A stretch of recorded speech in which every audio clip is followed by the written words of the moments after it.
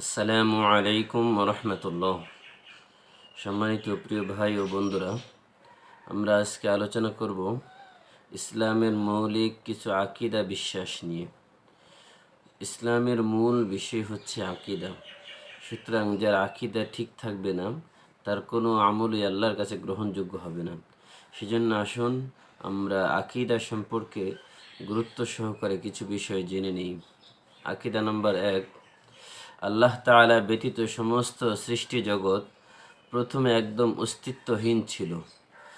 এরপর আল্লাহ তাআলা সৃষ্টি করার দ্বারা সব কিছু অস্তিত্বে এসেছে। আকীদা নাম্বার 2, আল্লাহ তাআলা এক, তিনি কারো মুখাপেক্ষী নন, তিনি কাউকে জন্ম দেননি এবং কারো কাছ থেকে জন্ম গ্রহণ করেননি, তার কোনো স্ত্রী নেই, কেউ তার সমতুল্য নেই। আকীদা নাম্বার 3, তিনি সর্বদা আছেন, সর্বদা থাকবেন। আকীদা নাম্বার 4, কোনো কিছুই তার মতো নয়, তিনি সব কিছু থেকে স্বতন্ত্র। আকীদা নাম্বার 5, তিনি জীবিত, সব কিছুর উপর তার ক্ষমতা রয়েছে।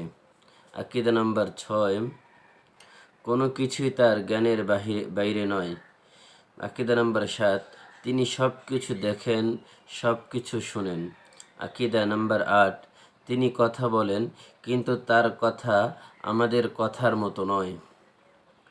আকীদা নাম্বার 9, তিনি যা চান তাই করেন, তাকে বাধা দেওয়ার কেউ নেই। আকীদা নাম্বার 10, একমাত্র তিনিই ইবাদতের উপযুক্ত, তার কোনো শরিক নেই।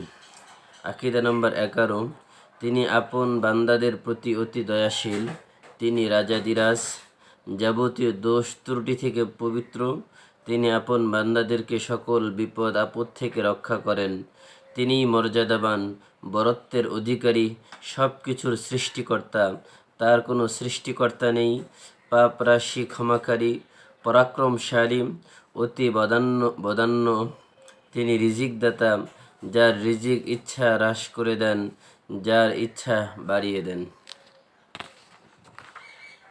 তিনি যাকে ইচ্ছা অবনত করেন, যাকে ইচ্ছা সমুন্নত করেন।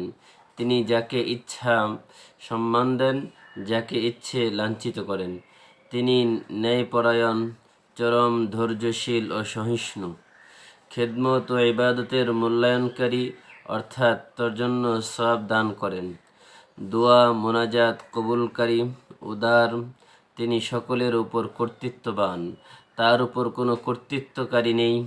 তিনি সকলের অধিপতি, তার উপর কোনো অধিপতি নেই। তার কোনো কাজ নিগূঢ়তা মুক্ত নয়, তিনি সবার কার্য সমাধানকারী। তিনি সবাইকে সৃষ্টি করেছেন, তিনি কিয়ামতের দিন পুনরুত্থিত করবেন। তিনি জীবন দান করেন, তিনি মৃত্যু দেন। তার নিদর্শন ও গুণাবলী সকলেই জানে, তার সত্তার রহস্যাবলী কেউ উপলব্ধি করতে পারে না। তিনি পাপীদের তওবা কবুল করেন, যারা শাস্তি পাওয়ার উপযুক্ত তাদেরকে শাস্তি দেন। তিনি হেদায়েত দান করেন। পৃথিবীতে যা কিছু সংগঠিত হয় তারই নির্দেশে হয়, তার নির্দেশ ব্যতীত পত্র পল্লব নড়তে পারে না। তিনি ঘুমান না, তন্দ্রাও যান না, তিনি সমগ্র জগতের রক্ষণাবেক্ষণে ক্লান্ত হন না। তিনি সব কিছুকে নিয়ন্ত্রণ করে রেখেছেন। এমনইভাবে সমস্ত ভালো ও মহৎ গুণ তার মধ্যে বিদ্যমান। তিনি আলিমুল গায়ব, অদৃশ্য জ্ঞানী। আকীদা নাম্বার 12, তার সকল গুণ অনাদি অনন্ত, সর্বদা রয়েছে, সর্বদা থাকবে, তার কোনো গুণ কোনো দিন বিলুপ্ত হবে না। আকীদা নাম্বার 13, সৃষ্টিজীবের গুণাবলী থেকে তিনি পবিত্র।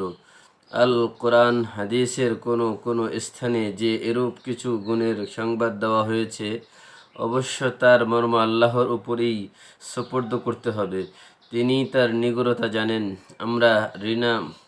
আমরা বিনা ঘাটাঘাটিতে এভাবে ঈমান আনয়ন করি এবং দৃঢ় বিশ্বাস রাখি যে এর মর্ম যাই হোক তা সত্য ও সঠিক এবং এটাই উত্তম, অথবা তার কোনো সুসংগত অর্থ গ্রহণ করতে হবে যার দ্বারা তা বোধগম্য হয়ে যায়। আল্লাহ তাআলা আমাদেরকে এই বিষয়গুলো জেনে আমল করার তৌফিক দান করুন। আমিন। আসসালামু আলাইকুম ওয়া রাহমাতুল্লাহ।